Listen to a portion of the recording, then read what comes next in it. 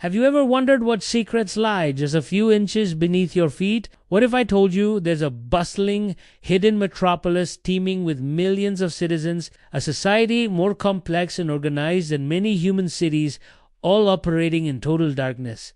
This isn't science fiction. It's the incredible, unseen world of an ant colony. Right now, under parks, forests, and even our own backyards, a civilization is thriving. It's a world of absolute dedication, where every individual has a purpose, from the moment it's born until its very last breath. This is the story of that civilization, a journey deep into the earth to uncover the life of ants. We'll explore their sprawling architectural marvels, witness their intricate social structures, and reveal the daily dramas of survival, cooperation, and warfare that unfold in their subterranean kingdom. Forget everything you thought you knew about these tiny creatures. The world of ants is a universe of its own, and we're about to venture inside. The foundation of any ant society begins with a single, remarkable individual, the queen. After a nuptial flight, where she mates with one or several males high in the air, the newly fertilized queen lands,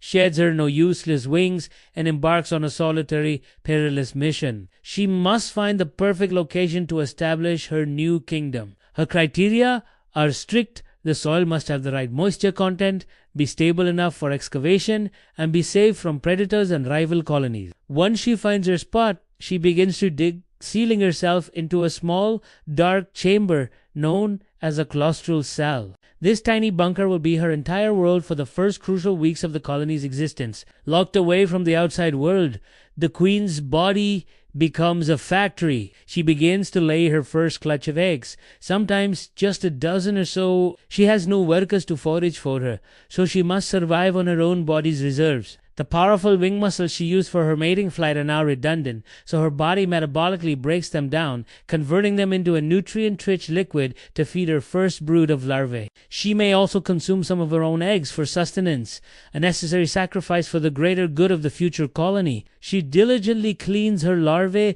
protecting them from fungal growth in the damp, dark chamber. This is a period of extreme vulnerability. If she fails, the entire future colony dies with her. Finally, after weeks of patient care, the first workers emerge. These initial ants, known as nanitics, are smaller and weaker than the workers that will follow. Their stunted growth is a direct result of the limited resources the queen could provide. But despite their small size, their role is monumental. They are the pioneers, the first generation tasked with breaking the seal of the claustral cell and venturing into the dangerous world outside. Their mission is twofold: to forage for food to feed their mother and the next generation of larvae, and to begin the vital work of expanding the nest. The queen, her most dangerous task now complete, can retire from all duties except her primary one, laying eggs. From this point on, she becomes the heart of the colony, a dedicated egg-laying machine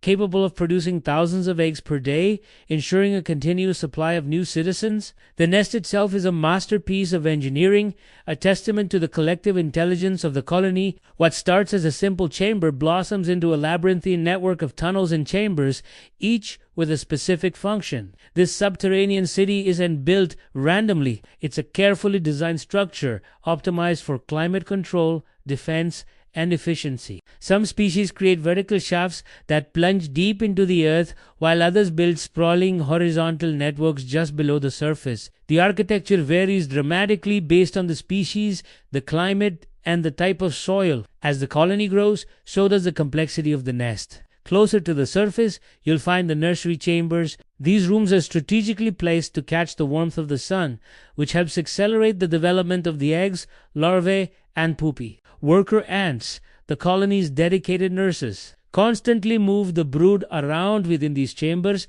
seeking the perfect balance of temperature and humidity. They might move the pupae to a warmer spot during the day and then shift them to a deeper, more humid chamber at night. This meticulous climate control is vital for producing healthy, robust, new ants. Deeper within the nest, you'll find the food storage chambers, the colony's pantries. Harvester ants, for example, create specialized granaries where they store seeds. They carefully manage these stockpiles, sometimes bringing them to drier chambers to prevent germination or fungal growth. Leafcutter ants have even more sophisticated chambers, subterranean gardens. They don't eat the leaves they famously carry. Instead, they chew them into a pulp, which they use as a substrate to cultivate a specific type of fungus. This fungus is the colony's primary food source, and these garden chambers are kept immaculately clean and ventilated by a dedicated caste of farmer ants at the very heart of this underground fortress. Often in the deepest and most protected chamber resides the queen, surrounded by a retinue of attendants who feed, groom, and protect her. She relentlessly produces the eggs that fuel the colony's expansion. Her chamber is the most secure location in the entire nest, a royal sanctum designed to ensure her survival above all else. The nest also features designated waste chambers or middens where the colony's garbage food scraps, dead ants, and other waste is deposited. This sanitation system is crucial for preventing the spread of disease within the dense population of the colony. The entire structure is a living, breathing organism, a dynamic environment constantly being expanded